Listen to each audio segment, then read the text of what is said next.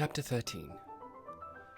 Spiritualism, and all things pertaining to it, swept over Riseholme like the amazing growth of some tropical forest, germinating and shooting out its surprising vegetation and rearing into huge, fantastic shapes. In the centre of this wonderful jungle was a temple, so to speak, and that temple was the house of Mrs. Quantock. A strange providence was the origin of it all.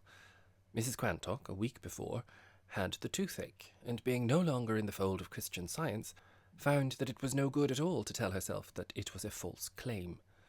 False claim it may be, but it was so plausible at once that it quite deceived her, and she went up to London to have its falsity demonstrated by a dentist. Since the collapse of yoga and the flight of the curry cook, she had embarked on no mystical adventure, and she starved for some new fad. Then, when her first visit to the dentist was over, the tooth required 3 treatments, and she went to a vegetarian restaurant to see if there was anything enlightening to be got out of that. She was delighted to find herself sitting at a very small table with a very communicative lady who ate cabbages in perfectly incredible quantities. She had a round, pale face, like the moon behind the clouds, enormous eyebrows that almost met over her nose, and a strange, low voice of husky tone, and a pronunciation quite as foreign as Signor Cortese's. She wore some very curious rings with large engraved amethysts and turquoises in them, and since, in the first moments of their conversation, she had volunteered the information that vegetarianism was the only possible diet for any who were cultivating their psychical powers, Mrs. Quantock asked her if these weird finger ornaments had any mystical signification. They had. One was Gnostic, one was Rosicrucian, and the other was Kabbalistic. It is easy to picture Mrs. Quantock's delight. Adventure had met her with smiling mouth and mysterious eyes. In the course of an animated conversation of half an hour, the lady explained that if Mrs. Quantock was, like her, a searcher after psychical truths, and cared to come to her flat at 4:30 that afternoon, she would try to help her. She added, with some little diffidence, that the fee for a séance was £1, and, as she left, took a card out of a case encrusted with glowing rubies and gave it her. That was the Princess Popovsky. Now here was a curious thing. For the last few evenings at Riseholme, Mrs. Quantock had been experimenting with the table, and found that it creaked and tilted and tapped in the most encouraging way when she and Robert laid their hands on it. Then something, whatever it was that moved the table, had indicated by raps that her name was Daisy and his Robert, as well as giving them other information which could not so easily be verified. Robert had grown quite excited about it, and was vexed that the séances were interrupted by his wife's expedition to London. But now how providential that was. She had walked straight from the dentist into the arms of Princess Popovsky. It was barely 4:30 when Mrs. Quantock arrived at the princess's flat, in a pleasant, quiet side street off Charing Cross Road. A small, dapper little gentleman received her, who explained that he was the princess's secretary, and conducted her through several small rooms into the presence of the Sibyl. These rooms, so Mrs. Quantock thrillingly noticed, were dimly lit by oil lamps that stood in front of shrines containing images of the great spiritual guides, from Moses down to Madame Blavatsky. A smell of incense hung about. There were vases of flowers on the tables, and strange caskets set with winking stones. In the last of these rooms the princess was seated, and for the moment Mrs. Quantock hardly recognized her, for she wore a blue robe which left her massive arms bare, and up them writhed serpent-shaped bracelets of many coils. She fixed her eyes on Mrs. Quantock, as if she had never seen her before, and made no sign of recognition. "The princess has been meditating," said the secretary in a whisper. "She'll come to herself presently." For a moment, meditation unpleasantly reminded Mrs. Quantock of the Guru, but nothing could have been less like that ill-starred curry cook than this majestic creature. Eventually she gave a great sigh and came out of her meditation. "Ah, it is my friend," she said. "Do you know that you have a purple halo?" That was very gratifying, especially when it was explained that only the most elect had purple halos, and soon other elect souls assembled for the séance. In the centre of the table was placed a musical box and a violin, and hardly had the circle been made and the lights turned down when the most extraordinary things began to happen. A perfect storm of rappings issued from the table, which began to rock violently, and presently there came peals of laughter in a high voice, and those who had been here before said that it was Pocky. He was a dear naughty boy, so Mrs. Quantock's neighbour explained to her, so full of fun, and when on earth had been a Hungarian violinist. Still invisible, Pocky wished them all much laughter and joy, and then suddenly said, "Hello, hello, here's a new friend, I like her." And Mrs. Quantock's neighbour, with a touch of envy in her voice, told her that Pocky clearly meant her. Then Pocky said that they had been having heavenly music on the other side that day, and that if the new friend would say please, he would play them some of it. So Mrs. Quantock, trembling with emotion, said, "Please, Pocky," and instantly he began to play on the violin the spirit tune which he had just been playing on the other side. After that, the violin clattered back onto the middle of the table again, and Pocky, blowing showers of kisses to them all, went away amid peals of happy laughter. Silence fell, and then a deep bass voice said, "I am coming, Amadeo," and out of the middle of the table appeared a faint luminousness. It grew upwards and began to take form. Swathes of white muslin shaped themselves in the darkness, and there appeared a white face in among the topmost folds of the muslin, with a Roman nose and a melancholy expression. He was not gay like Pocky, but he was intensely impressive, and spoke some lines in Italian when asked to repeat a piece of Dante. Mrs. Quantock knew they were Italian because she recognized notte and uno and caro, familiar words on Lucia's lips. The séance came to an end, and Mrs. Quantock, having placed a guinea with the utmost alacrity in a sort of offertory plate which the princess's secretary negligently but prominently put down on a table in one of the other rooms, waited to arrange for another séance. But, most unfortunately, the princess was leaving town next day on a much-needed holiday, for she had been giving 3 séances a day for the last 2 months and required rest. "Yes, we're off tomorrow, the princess and I," said he, "for a week at the Royal Hotel at Brinton. Pleasant, bracing air always sets her up. But after that she'll be back in town. Do you know that part of the country?" Daisy could hardly believe her ears. "Brinton," she said. "I live close to Brinton." Her whole scheme flashed completely upon her, even as Athena sprang full-grown from the brain of Zeus. "Do you think she might be induced to spend a few days with me at Riseholme?" she said. "My husband and I are so much interested in psychical things. You would be our guest too, I hope. If she rested for a few days at Brinton first? If she came on to me afterwards? And then, if she was thoroughly rested, perhaps she would give us a séance or 2. I don't know." Mrs. Quantock felt a great diffidence in speaking of guineas in the same sentence with princesses, and had to make another start. "If she were thoroughly rested," she said, "and if a little circle perhaps of 4 at the usual price would be worth her while. Just after dinner, you know, and nothing else to do all day but rest. There are pretty drives and beautiful air, all very quiet, and I think I may say more comfortable than the hotel.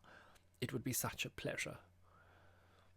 Mrs. Quantock heard the clinking of bracelets from the room where the princess was still reposing, and there she stood in the door, looking unspeakably majestic, but very gracious. So Mrs. Quantock put her proposition before her, the secretary coming to the rescue on the subject of the usual fees, and when 2 days afterwards Mrs. Quantock returned to Riseholme, it was to get ready the spare room, and Robert's room next to it, for these thrilling visitors, whose first séance Georgie and Piggy had attended on the evening of the Italian debacle.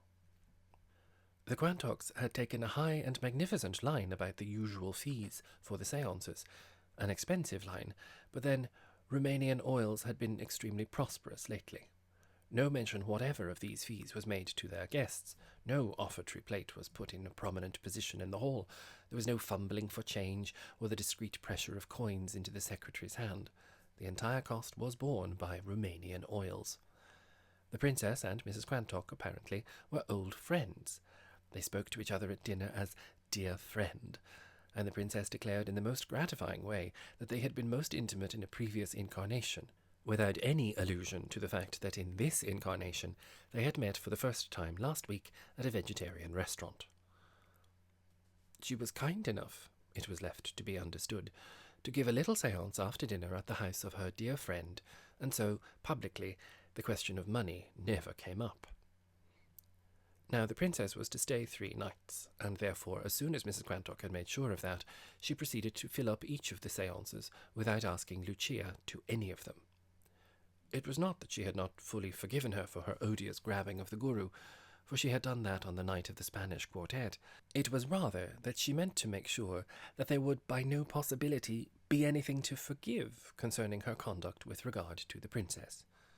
Lucia could not grab her and so call Daisy's powers of forgiveness into play again if she never came near her, and Daisy meant to take proper precautions that she should not come near her. Accordingly, Georgie and Piggy were asked to the first séance. If it did not go very well, it would not particularly matter with them. Olga and Mr. Shuttleworth were bidden to the second, and Lady Ambermere with Georgie again to the third. This, quite apart from the immense interest of psychic phenomena, was deadly work, for it would be bitter indeed to Lucia to know, as she most undoubtedly would, that Lady Ambermere, who had cut her so firmly, was dining twice and coming to a séance. Daisy, it must again be repeated, had quite forgiven Lucia about the guru, but Lucia must take the consequences of what she had done. It was after the first séance that the frenzy for spiritualism seized Riseholme. The princess, with great good nature, gave some further exhibitions of her psychical power in addition to the séances, and even as Georgie the next afternoon was receiving Lucia's cruel verdict about Debussy, the Sibyl was looking at the hands of Colonel Boucher and Mrs. Weston, and unerringly probing into their past, and lifting the corner of the veil, giving them both glimpses into the future.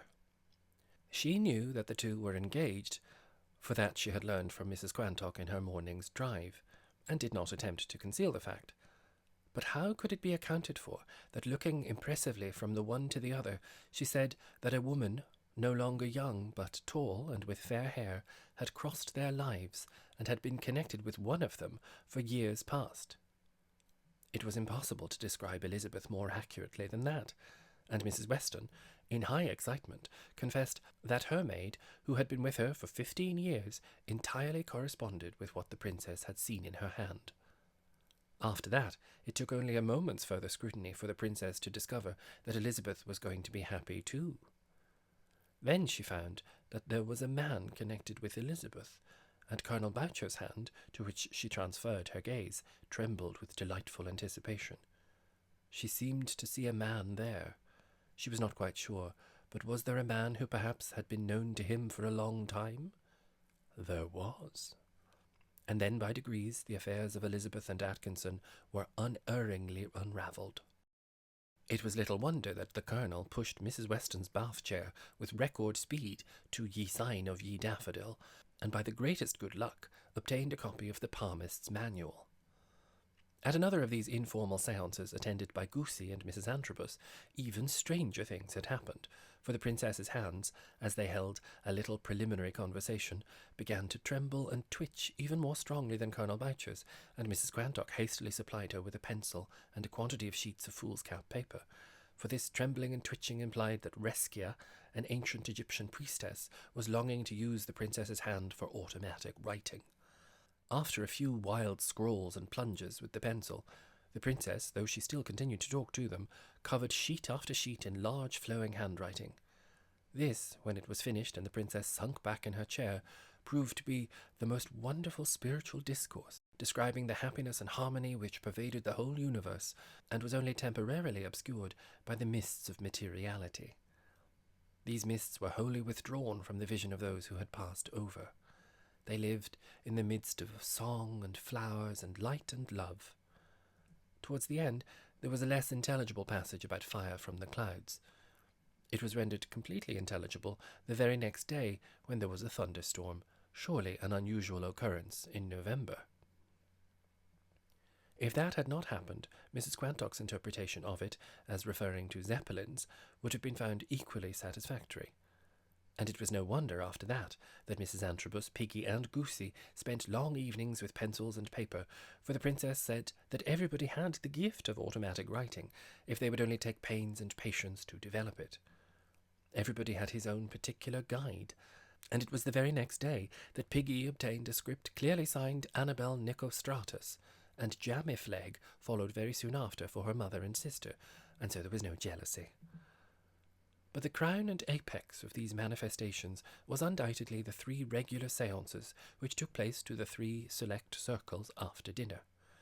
Musical boxes resounded, violins gave forth ravishing airs, the sitters were touched by unseen fingers when everybody's hands were touching all around the table, and from the middle of it materializations swathed in muslin were built up. Pocky came, visible to the eye, and played spirit music. Amadeo, melancholy and impressive, recited Dante, and Cardinal Newman, not visible to the eye but audible to the ear, joined in the singing Lead Kindly Light, which the secretary requested them to encourage him with, and blessed them profusely at the conclusion. Lady Ambermere was so much impressed and so nervous of driving home alone that she insisted on Georgie's going back to the hall with her and consigning her person to Pug and Miss Lyle, and for the 3 days of the princess's visit there was practically no subject discussed at the parliaments on the green except the latest manifestations. Olga went to town for a crystal, and Georgie for a planchette, and Riseholme temporarily became a spiritualistic republic, with the princess as priestess and Mrs. Quantock as president. Lucia, all this time, was almost insane with pique and jealousy, for she sat in vain waiting for an invitation to come to a séance, and would, long before the 3 days were over, have welcomed with enthusiasm a place at one of the inferior and informal exhibitions. Since she could not procure the princess for dinner, she asked Daisy to bring her to lunch or tea, or at any hour, day or night, which was convenient. She made Peppino hang about opposite Daisy's house, with orders to drop his stick, or let his hat blow off, if he saw even the secretary coming out of the gate, so as possibly to enter into conversation with him, while she positively forced herself one morning into Daisy's hall, and cried Margarita in silvery tones. On this occasion, Margarita came out of the drawing-room with a most determined expression on her face, and shut the door carefully behind her. "Dearest Lucia," she said, "how nice to see you. What is it?" "I just popped in for a chat," said she. "I haven't set eyes on you since the evening of the Spanish quartet." "No, so long ago as that, is it? Well, you must come in again sometime very soon, won't you? The day after tomorrow I shall be much less busy. Promise to look in then." "You have a visitor with you, have you not?" asked Lucia desperately. "Yes, 2, indeed, dear friends of mine. But I am afraid you would not like them. I know your opinion about anything connected with spiritualism, and isn't it silly of us? We've been dabbling in that." "Oh, but how interesting," said Lucia. I am always ready to learn, and alter my opinions if I am wrong." Mrs. Quantock did not move from in front of the drawing-room door. "Yes," she said. "Then we will have a great talk about it when you come to see me the day after tomorrow. But I know I shall find you hard to convince." She kissed the tips of her fingers in a manner so hopelessly final that there was nothing to do but go away. Then, with poor generalship, Lucia altered her tactics, and went up to the village green where Piggy was telling Georgie about the script signed Annabel. This was repeated again for Lucia's benefit. "Wasn't it too lovely?" said Piggy. "So Annabel's my guide, and she writes a hand quite unlike mine." Lucia gave a little scream, and put her fingers to her ears. "Gracious me," she said, "what has come over Riseholme? Wherever I go, I hear nothing but talk of séances and spirits and automatic writing. Such a pack of nonsense, my dear Piggy. I wonder at a sensible girl like you." Mrs. Weston, propelled by the Colonel, whirled up in her bath chair. "The Palmer's manual is too wonderful," she said, "and Jacob and I sat up over it till I don't know what hour. There's a break in his line of life just at the right place when he was so ill in Egypt, which is remarkable, and when Tommy Luton brought round my bath chair this morning, I had it at the garden door because the gravel's just laid at my front door and the wheels sink so far into it. 'Tommy,' I said, 'let me look at your hand a moment,' and there on his line of fate was the little cross that means bereavement. It came just right, didn't it, Jacob, when he was 13, for he's 14 this year, and Mrs. Luton died just a year ago. Of course, I didn't tell Tommy that, for I only told him to wash his hands, but it was most curious. And has your planchette come yet, Mr. Georgie? I shall be most anxious to know what it writes, so if you've got an evening free any night soon, just come round for a bit of dinner, and we'll make an evening of it, with table-turning, and planchette, and palmistry. Now tell me all about the séance the first night. I wish I could have been present at a real séance, but of course Mrs. Quantock can't find room for everybody, and I'm sure it was most kind of her to let the Colonel and me come in yesterday afternoon. We were thrilled with it, and who knows but that the Princess didn't write the Palmist's Manual, for on the title page it says it's by P, and that might be Popovsky as easily as not, or perhaps Princess. This allusion to there not being room for everybody was agony to Lucia. She laughed in her most silvery manner. Or perhaps Peppino, she said. I must ask mio caro if he wrote it. Or does it stand for Pilsen? Giorgino, are you the author of the Palmist's Manual? Ecco, I believe it was you. This was not quite wise, for no one detested irony more than Mrs. Weston, or was sharper to detect it. Lucia should never have been ironical just then, nor indeed have dropped into Italian. No, she said. I'm sure it was neither Il Signor Peppino nor Il Signor Pilsen who wrote it. I believe it was the Principessa. So, ecco. And did we not have a delicious evening at Miss Bracely's the other night? Such lovely singing, and so interesting to learn that Signor Cortese made it all up. And those lovely words, for though I didn't understand much of them, they sounded so exquisite. And fancy Miss Bracely talking Italian so beautifully, when we none of us knew she talked it at all. Mrs. Weston's amiable face was crimson with suppressed emotion, of which these few words were only the most insignificant leakage, and a very awkward pause succeeded, which was luckily broken by everybody beginning to talk again very fast and brightly. Then Mrs. Weston's chair scudded away, Piggy skipped away to the stocks, where Goosey was sitting with a large sheet of foolscap, in case her hand twitched for automatic script, and Lucia turned to Georgie, who alone was left. Poor Daisy, she said. I dropped in just now, and really I found her very odd and strange. What with her crazes for Christian Science and uric acid and gurus and mediums, one wonders if she is quite sane. So sad. I should be dreadfully sorry if she had some mental collapse. That sort of thing is always so painful. But I know of a first-rate place for rest cures. I think it would be wise if I just casually dropped the name of it to Mr. Robert in case. And this last craze seems so terribly infectious. Fancy Mrs. Weston dabbling in palmistry. It is too comical. But I hope I did not hurt her feelings by suggesting that Peppino or you wrote the manual. It is dangerous to make little jokes to poor Mrs. Weston. Georgie quite agreed with that, but did not think it necessary to say in what sense he agreed with it. Every day now Lucia was pouring floods of light onto a quite new side of her character, which had been undeveloped, like the print from some photographic plate lying in the dark so long as she was undisputed mistress of Riseholme. But, so it struck him now, since the advent of Olga, she had taken up a critical, ironical standpoint, which previously she had reserved for Londoners. At every turn, she had to criticize and condemn where once she would only have praised. So few months ago, there had been that marvellous high-tom garden party, when Olga had sung long after Lady Ambermere had gone away. That was her garden party. The splendour and success of it had been hers, and no one had been allowed to forget that until Olga came back again. But the moment that happened, and Olga began to sing on her own account, which, after all, so Georgie thought, she had a perfect right to do, the whole aspect of affairs was changed. She romped, and Riseholme did not like romps. She sang in church, and that was theatrical. She gave a party with the Spanish quartet, and Brinton was publicly credited with the performance. Then had come Mrs. Quantock and her princess, and lo, it would be kind to remember the name of an establishment for rest cures, in the hope of saving poor Daisy's sanity. Again Colonel Boucher and Mrs. Weston were intending to get married, and consulted a palmist's manual, so they too helped to develop, as with acid, the print that had lain so long in the dark. Poor thing, said Lucia. It is dreadful to have no sense of humour, and I'm sure I hope that Colonel Boucher will thoroughly understand that she has none before he speaks the fatal words.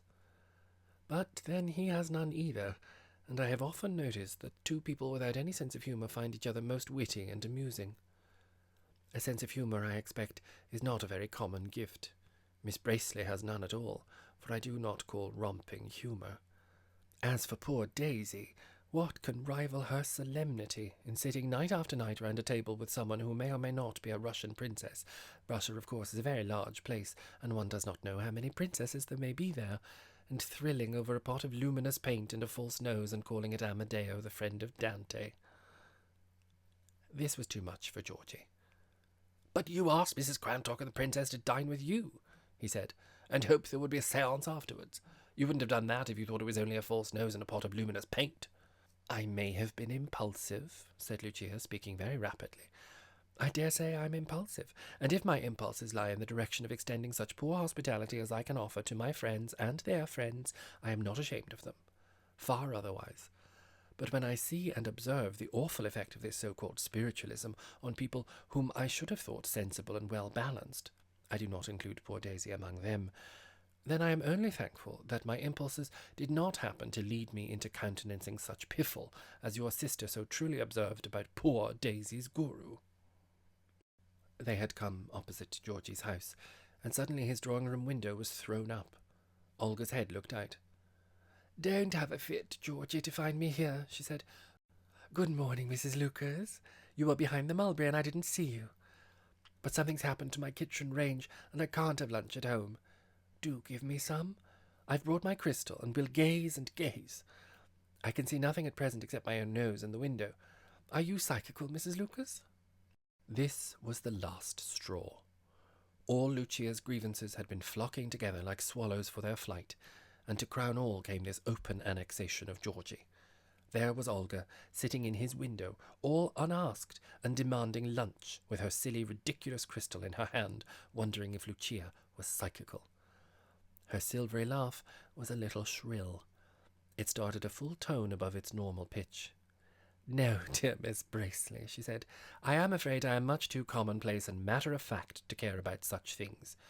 It is a great loss, I know, and deprives me of the pleasant society of Russian princesses, but we are all made differently. That is very lucky. I must get home, Georgie." It certainly seemed very lucky that everyone was not precisely like Lucia at that moment, or there would have been quarrelling. She walked quickly off, and Georgie entered his house. Lucia had really been remarkably rude, and if allusion was made to it, he was ready to confess that she seemed a little worried. Friendship would allow that, and candour demanded it, but no allusion of any sort was made. There was a certain flush on Olga's face, and she explained that she had been sitting over the fire. The princess's visit came to an end next day, and all the world knew that she was going back to London by the 11 a.m. express. Lady Ambermere was quite aware of it, and drove in with Pug and Miss Lyle, meaning to give her a lift to the station, leaving Mrs. Quantock, if she wanted to see her guest off, to follow with the princess's luggage in the fly, which no doubt had been ordered. But Daisy had no intention of permitting this sort of thing, and drove calmly away with her dear friend in Georgie's motor, leaving the baffled Lady Ambermere to follow or not as she liked. She did like, though not much, and found herself on the platform among a perfect crowd of Risehomites who had strolled down to the station on this lovely morning to see if parcels had come. Lady Ambermere took very little notice of them, but managed that Pug should give his paw to the princess as she took her seat, and waved her hand to Mrs. Quantock's dear friend as the train slid out of the station. "The late lord had some Russian relations," she said majestically. "How did you get to know her?"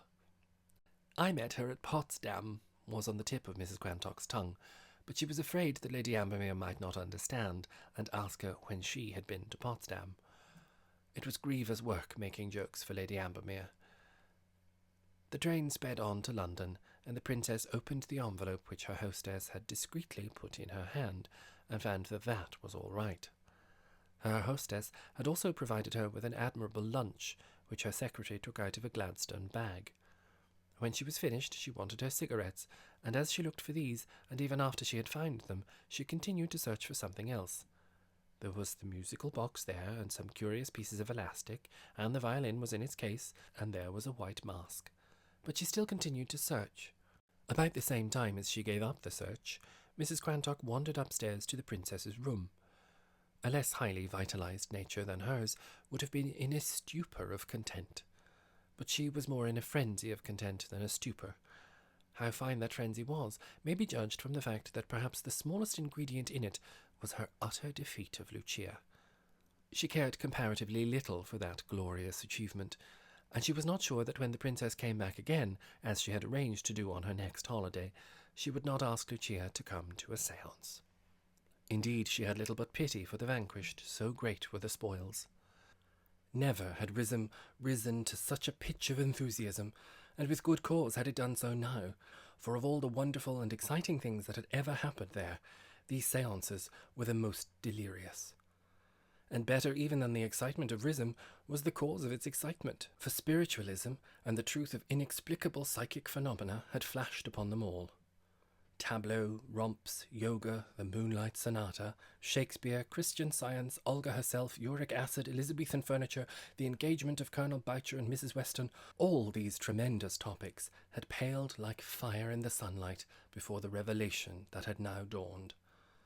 By practice and patience, by zealous concentration on crystals and palms, by the waiting for automatic script to develop, you attained to the highest mysteries, and could evoke Cardinal Newman or Pocky. There was the bed in which the Sibyl had slept. There was the fresh vase of flowers, difficult to procure in November but still obtainable, which she loved to have standing near her. There was the chest of drawers in which she had put her clothes, and Mrs. Quantock pulled them open one by one, finding fresh emanations and vibrations everywhere. The lowest one stuck a little, and she had to use force to it. The smile was struck from her face as it flew open. Inside it were billows and billows of the finest possible muslin. Fold after fold of it she drew out, and with it there came a pair of false eyebrows. She recognized them at once as being Amadeo's. The muslin belonged to Pocky as well. She needed but a moment's concentrated thought, and in swift succession rejected two courses of action that suggested themselves. The first was to use the muslin herself. It would make summer garments for years. The chief reason against that was that she was a little old for muslin. The second course was to send the whole paraphernalia back to her dear friend, with or without a comment. But that would be tantamount to a direct accusation of fraud. Never any more, if she did that, could she disperse her dear friend to Riseholme like an expensive drug. She would not so utterly burn her boats. There remained only one other judicious course of action, and she got to work. It had been a cold morning, clear and frosty, and she had caused a good fire to be lit in the princess's bedroom for her to dress by. It still prospered in the grate, and Mrs. Quantock, having shut the door and locked it, put onto it the false eyebrows, which, as they turned to ash, flew up the chimney. Then she fed it with muslin. Yards and yards of muslin she poured onto it. Never had there been so much muslin, nor that so exquisitely fine. It went to her heart to burn it, but there was no time for minor considerations. Every atom of that evidence must be purged by fire. The princess was certainly not right in saying she had left some eyebrows and 100 yards of muslin behind her, for, knowing what she did, it would be to her interests as well as Mrs. Quantock's that those properties should vanish, as if they had never been. Up the chimney in sheets of flame went this delightful fabric. Sometimes it roared there, as if it had set the chimney on fire, and she had to pause, shielding her scorched face, until the hollow rumbling had died down. But at last the holocaust was over, and she unlocked the door again. No one knew but she, and no one should ever know. The guru had turned out to be a curry cook, but no intruding Hermie had been here this time. As long as crystals fascinated and automatic writing flourished, the secret of the muslin and the eyebrows should repose in one bosom alone. Riseholme had been electrified by spiritualism, and, even now, the séances had been cheap at the price, and in spite of this discovery, she felt by no means sure that she would not ask the princess to come again and minister to their spiritual needs. She had hardly got downstairs when Robert came in from the green, where he had been recounting his experiences of the last séance. "Looked as if there was a chimney on fire," he said. "I wish it was the kitchen chimney. Then perhaps the beef mightn't been so raw as it was yesterday. Thus is comedy intertwined with tragedy.